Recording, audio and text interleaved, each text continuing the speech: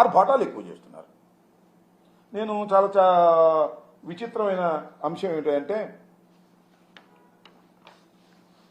ఇది మన ఇక్కడ తిరుమలలో ఒక కార్యక్రమం చేపట్టారు. ఇవాళ నిన్న శాంతి యాగం అంటే ప్రసాదం అపవిత్రం అయిపోయింది, ఆ అపవిత్రమైనటువంటి ప్రసాదానికి పవిత్రత చేకూర్చే విధంగా శాంతి హోమం చేశాము అన్నారు.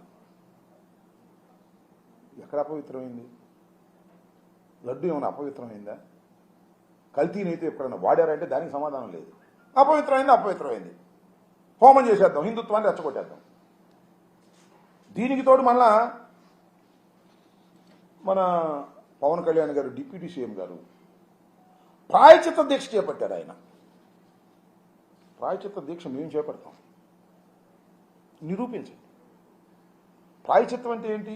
మేము తప్పు చేశాము, మమ్మల్ని క్షమించిన ఆయన అని కదా ప్రాయచిత్తం.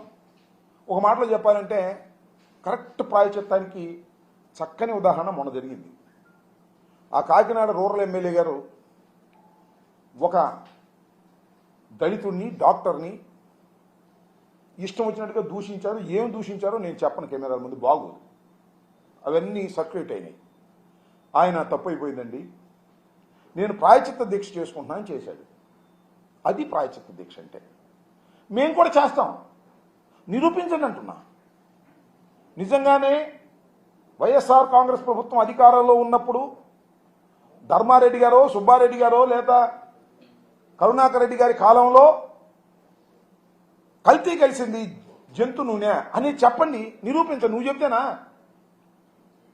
ఎవరు? చంద్రబాబు నాయుడు గారు చెప్తాను, లోకేష్ చెప్తాను, లేదంటే పవన్ కళ్యాణ్ గారు చెప్తాను. మేము ప్రాయచిత్త దీక్ష చేయాలి? నాకు అర్థం కాదు. రాజకీయంగా కక్ష పెట్టుకున్న మీరు నిరూపించండి, మేము ప్రాయచిత్త దీక్ష చేస్తాం. మీరెందుకు చేస్తున్నారు నాకు అర్థం కాదా.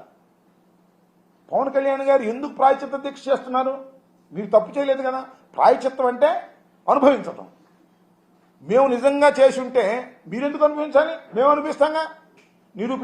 నిరూపించే శక్తి మీకు లేదు. ఇప్పుడైతే ఆరోపణ సరైంది కాదో హంగామా చేసేటటువంటి కార్యక్రమాన్ని మీరు చేసేటటువంటి ప్రయత్నం చేస్తున్నారు. చాలా కామెంట్ చేశారు. మొన్న చంద్రబాబు నాయుడు గారు కూడా కామెంట్స్ చేశారు. నేను విన్నాను, ఎంతవరకు నిజమో కామెంట్స్ నేను కూడా చూశాను పత్రికల్లో. వైవి సుబ్బారెడ్డి గారి మీద కామెంట్స్ చేశారు. వైవి సుబ్బారెడ్డి గారు సతీమణి బైబిల్ పట్టుకుంటుందని చెప్పారు.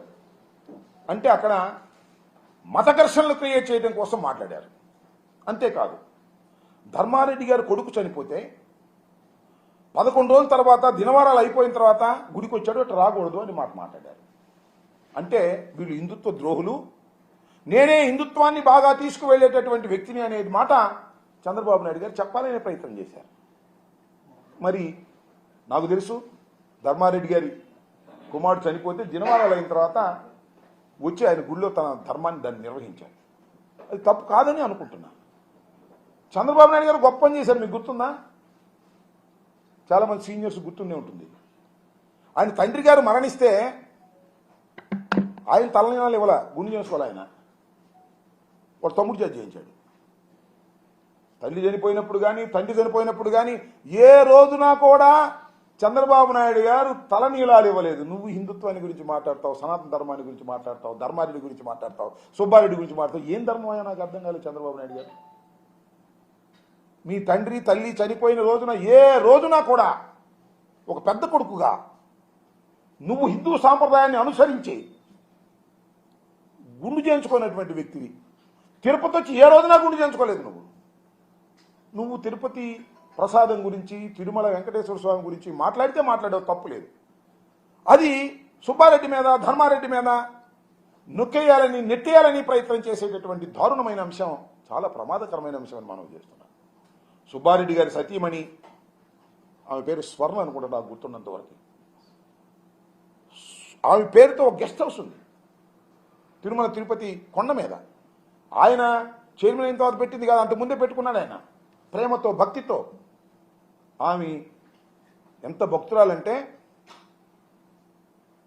ప్రతిరోజు గోవుకి పూజ చేసిన తర్వాత బయటకు వస్తారు వాళ్ళు.